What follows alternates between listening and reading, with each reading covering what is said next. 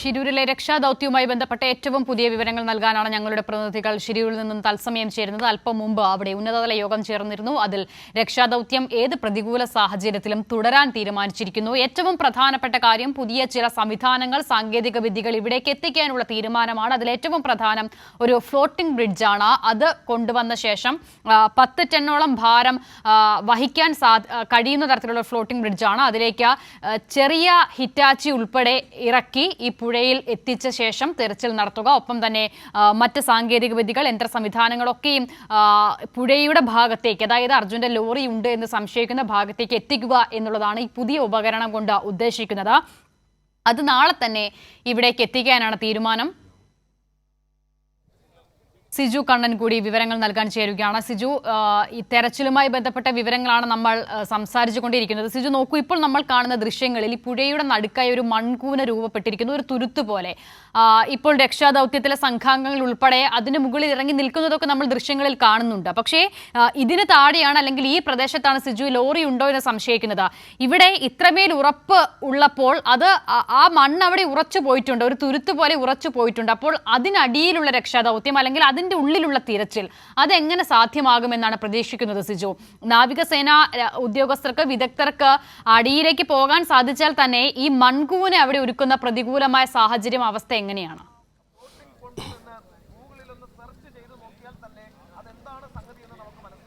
അസിത, ഈ മൺകൂനയുടെ തൊട്ട് താഴെയാണ് ഇന്ന് കൂടുതൽ സിഗ്നൽ ലഭിച്ച സ്ഥലം. ആ സ്ഥലത്ത് ഏതാണ്ട് ട്രക്ക് ഉണ്ട് എന്ന തരത്തിലാണ് കാര്യങ്ങൾ ഉറപ്പിക്കുന്നത്. ഇന്ന് പകൽ നടത്തിയ ഡ്രോൺ പരിശോധനയിലും ആ ഭാഗത്ത് ട്രക്കിൻ്റെ ഒരു സാന്നിധ്യം കണ്ടെത്തിയിരുന്നു. കഴിഞ്ഞ ദിവസം കിട്ടിയ 4 സിഗ്നലുകളിൽ ഈ മൺകൂനയുടെ ഏതാണ്ട് താഴെ ഭാഗത്തായി, കുറച്ച് താഴത്തെ ഭാഗത്തായാണ് സിഗ്നൽ ലഭിച്ചിരുന്നത്. എന്നാൽ ഇന്നിപ്പോൾ തൊട്ട് മൺകൂനയോട് അടുത്ത് തന്നെയുള്ളൊരു സ്ഥലത്താണ് സിഗ്നൽ ലഭിച്ചത്. അവിടെയുള്ള പരിശോധന എന്ന് പറയുന്നത്, പ്രായോഗിക ബുദ്ധിമുട്ടുകൾ എന്ന് പറയുന്നത് പ്രധാനമായും ഒഴുക്കിൻ്റെ ഒരു ബുദ്ധിമുട്ടാണ്. അങ്ങോട്ട് എത്തിപ്പെടുക എന്നുള്ളത്, മണ്ണ് നീക്കം ചെയ്യണമെങ്കിൽ ഉൾപ്പെടെ എത്തിപ്പെടുക എന്നുള്ള പ്രായോഗിക ബുദ്ധിമുട്ടാണ് ഉള്ളത്. ആ ബുദ്ധിമുട്ട് പരിഹരിക്കുന്നതിന് വേണ്ടിയാണ് പണ്ടൂൺ ഉൾപ്പെടെയുള്ള സൗകര്യങ്ങൾ എത്തിക്കുന്നത്. അതായത് ഫ്ലോട്ടിംഗ് ബ്രിഡ്ജാണ് ഉദ്ദേശിക്കുന്നത്. ഫ്ലോട്ടിംഗ് ബ്രിഡ്ജ് കരയിൽ നിന്ന് കൊടുത്തുകൊണ്ട് ആ ഭാഗത്തേക്ക് മണ്ണുമാന്തി യന്ത്രങ്ങൾ ഉൾപ്പെടെ എത്തിക്കാൻ കഴിയുമോ എന്നാണ് പരിശോധിക്കുന്നത്. 10 ടൺ ഭാരം വരെ വഹിക്കാൻ കഴിയുമെന്നാണ് പറയുന്നത്. അപ്പോൾ സ്വാഭാവികമായും വലിയ ബൂം എക്സ്കവേറ്റർ ഉൾപ്പെടെയുള്ള സംവിധാനങ്ങൾ കൊണ്ടുപോവുക പ്രായോഗികമല്ല എന്നാണ് മനസ്സിലാക്കുന്നത്. എങ്കിലും ചെറിയ മണ്ണുമാന്തി യന്ത്രങ്ങൾ കൊണ്ടുപോയി ഈ പ്രദേശത്ത് ആ ഭാഗത്തെ മണ്ണ് നീക്കം ചെയ്യാൻ കഴിയുമോ എന്നുള്ളൊരു ശ്രമമാണ് നടക്കുന്നത്. ഏതായാലും പ്രതികൂല കാലാവസ്ഥയാണ്. പക്ഷേ ആ കാലാവസ്ഥയിലും സാധ്യമായ വഴികളെല്ലാം തന്നെ തേടുക എന്നുള്ളതാണ്. ആ ഒരു ആവശ്യമാണ് നേരത്തെ മന്ത്രി മുഹമ്മദ് റിയാസ് ഇവിടെ വന്നപ്പോൾ അവലോകന യോഗത്തിൽ ഇവിടെയുള്ള ഉദ്യോഗസ്ഥരുമായി ആവശ്യപ്പെട്ടത്. ആ ആവശ്യം അംഗീകരിച്ചു എന്ന് തന്നെ പറയാം. അതുകൊണ്ട് സാധ്യമായ വഴികളെല്ലാം തേടുകയാണ്. അതിൻ്റെ ഭാഗമായാണ് ഈ ഫ്ലോട്ടിംഗ് ബ്രിഡ്ജ് ഉൾപ്പെടെ സ്ഥാപിച്ചുകൊണ്ടുള്ള പരിശോധനകളിലേക്ക് പോകുന്നത്. ഏതായാലും നാളെ അത്തരം നീക്കങ്ങളിലേക്ക് കടക്കുമെന്നാണ് മനസ്സിലാക്കുന്നത്. ഇന്ന് പ്രദേശവാസിയായ ഒരാളെ കൂടി സ്ഥലത്തെത്തിച്ചുകൊണ്ടുള്ള ഒരു പരിശോധനയാണ് കണ്ടത്. ഇന്നിപ്പോൾ അസിത പറഞ്ഞ ദൃശ്യങ്ങൾ എന്ന് പറയുന്നത്, പ്രദേശവാസിയായ ഒരാളെ സ്ഥലത്തെത്തിച്ചുകൊണ്ട് അയാൾ ഈ ട്രക്ക് കണ്ടു എന്ന് പറയുന്നുണ്ട്. ഈ ട്രക്ക് ഈ മൺകൂനയ്ക്ക് തൊട്ട് താഴെയായി എത്തി അവിടെ ക്യാബിൻ ഭാഗം മുകളിലുണ്ടായിരുന്നു. അതിനുശേഷം താഴ്ന്നു പോകുന്നത് കണ്ടു എന്നാണ് പറഞ്ഞത്. അതുകൊണ്ട് അയാളുടെ ഒരു നിർദ്ദേശമനുസരിച്ച്, അയാൾ പറയുന്നതിനനുസരിച്ചാണ് ഇന്നത്തെ പരിശോധനകൾ നടത്തിയത്. അപ്പോൾ സ്വാഭാവികമായും ഈ മൺകൂനയ്ക്കകത്തുണ്ടോ എന്നുൾപ്പെടെയുള്ള സംശയങ്ങളാണുള്ളത്. അതുകൊണ്ട് മണ്ണ് നീക്കം ചെയ്യാൻ ആവശ്യമായ നടപടികളിലേക്ക് കടക്കുമെന്നാണ് മനസ്സിലാക്കുന്നത്.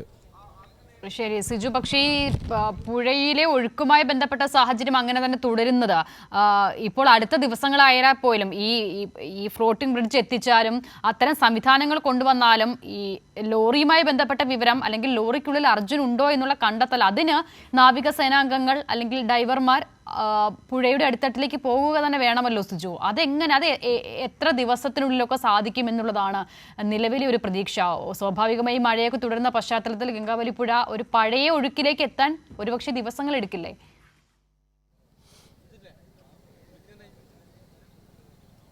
അസിന, നിലവിലെ സാഹചര്യത്തിൽ പുഴയിലെ ഒഴുക്ക് കുറയുക എന്നത് ദിവസങ്ങളെടുക്കും. എന്തായാലും പ്രതികൂലമായ ഒരു കാലാവസ്ഥയാണ്, നമ്മളിത് കണ്ടതാണ്.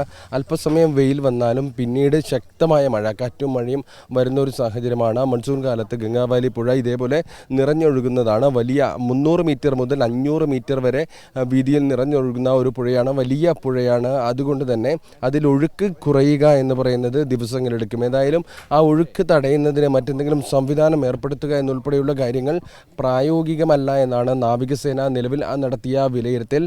അതുകൊണ്ട് ഈ പ്രദേശത്തേക്ക് ഈ മൺതിട്ട രൂപപ്പെട്ട സ്ഥലത്തേക്ക് എത്തിക്കൊണ്ട് ഇപ്പോൾ സിഗ്നൽ ലഭിച്ച സ്ഥലത്തെത്തിക്കൊണ്ട് അവിടെ പരിശോധന നടത്തുന്നതിന് ഏതെങ്കിലും വിധത്തിൽ സാധ്യമാകുമോ എന്നുൾപ്പെടെയുള്ള കാര്യങ്ങളാണ് പരിശോധിക്കുന്നത്. അതിനാണ് ഇപ്പോൾ ഫ്ലോട്ടിംഗ് ബ്രിഡ്ജ് ഉൾപ്പെടെയുള്ള സംവിധാനങ്ങൾ ഉപയോഗിക്കും എന്ന് പറയുന്നത്. ഫ്ലോട്ടിംഗ് ബ്രിഡ്ജിൽ ഞാൻ നേരത്തെ സൂചിപ്പിച്ചിരുന്നു, വലിയ വാഹനങ്ങൾ കയറ്റിക്കൊണ്ടുപോവുക സാധ്യമല്ല. ചെറിയ മണ്ണുമാന്തി യന്ത്രങ്ങൾ ഉൾപ്പെടെ ഉപയോഗിച്ചുകൊണ്ട് ആ ഭാഗത്തെ മണ്ണ് നീക്കം ചെയ്യാൻ കഴിയുമോ എന്നുൾപ്പെടെയുള്ള കാര്യങ്ങളാണ് പരിശോധിക്കുന്നത്. ഇപ്പോൾ ലഭിക്കുന്ന ഒരു വിവരം, ഈ സിഗ്നൽ ലഭിച്ചത് നേരത്തെ ലഭിച്ചതിനേക്കാൾ കുറച്ചുകൂടി മുകളിലാണ് എന്നാണ്. നേരത്തെ ഇന്നലെ പറഞ്ഞത് വളരെ ഒരു 15 അടിയോളം ആഴത്തിൽ എന്ന രീതിയിലുള്ള ഒരു വിവരമാണ് ലഭിച്ചത്. എന്നാൽ ഇന്ന് കുറച്ചുകൂടി മുകളിലേക്കാണ് ഈ സിഗ്നൽ ലഭിച്ചത് എന്നാണ് വിവരം ലഭിക്കുന്നത്. അതുകൊണ്ട് മണ്ണ്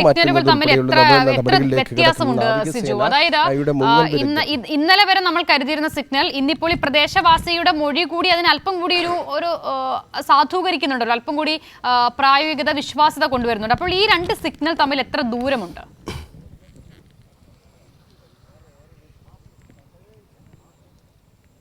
ഈ സിഗ്നൽ തമ്മിൽ ഏതാണ്ട് ഒരു 10 മീറ്റർ വ്യത്യാസം വരുമെന്നാണ് കരുതുന്നത്. കാരണം കഴിഞ്ഞ ദിവസം കണ്ടെത്തിയ സിഗ്നൽ മൂന്നാമത്തെ സിഗ്നലാണ് ഏറ്റവും കൂടുതൽ ശക്തമായത് എന്നാണ് പറഞ്ഞിരുന്നത്. അത് നമ്മൾ ഈ ദൃശ്യങ്ങളുണ്ടെങ്കിൽ അതിൽ കാണും. ഈ മൺകൂനയുടെ മൺതിട്ടയുടെ സമീപത്ത് നിന്ന് വളരെ താഴെ ഭാഗത്തേക്കാണ്. അപ്പോൾ അതിന് ഒരു കാര്യമായി പറഞ്ഞത്, ഈ മരത്തടികൾ ഉള്ളതിനാൽ ലോറി ആദ്യഘട്ടത്തിൽ മരത്തടി ലോറിയിൽ നിന്ന് വേർപെട്ട് പോയിരുന്നില്ല. പിന്നീട് വേർപെട്ട് പോകുന്നത് വരെ അല്പം നീങ്ങി എന്ന രീതിയിലാണ് ഈ പരിശോധന നടത്തുന്ന റിട്ടയർഡ് മേജർ ഇന്ദ്രബാലൻ ഉൾപ്പെടെയുള്ളവർ പറഞ്ഞത്. അങ്ങനെ ഒരു വിശകലനത്തിലാണ് എത്തിയത്, നിഗമനത്തിലാണ് എത്തിയത്. അവിടെ നിന്ന് തൊട്ട് മുകൾ ഭാഗത്തായാണ് ഇപ്പോൾ പുതിയ സിഗ്നൽ ലഭിച്ചത്. അത് വിശദമായ പരിശോധനയ്ക്ക് ഇന്ന് വിധേയമാക്കി മേജർ രാജേന്ദ്രൻ, ഇന്ദ്രബാലൻ്റെ സംഘത്തിലുള്ള അദ്ദേഹത്തിൻ്റെ അനുജനായ രാജേന്ദ്രനാണ് ഇന്ന് ഈ പരിശോധനകൾക്ക് നേതൃത്വം കൊടുത്തത്. ഡിങ്കി ബോട്ടിൽ ഉൾപ്പെടെ ഈ സ്ഥലത്ത് എത്തിക്കൊണ്ട് വിശദമായ പരിശോധന നടത്തിയിരുന്നു. അപ്പോഴാണ് കൂടുതൽ ശക്തമായ സിഗ്നലാണ് എന്ന് മനസ്സിലായത്. ലോറിയുടെ നിന്ന് സംശയിക്കുന്ന തരത്തിലുള്ള സിഗ്നൽ.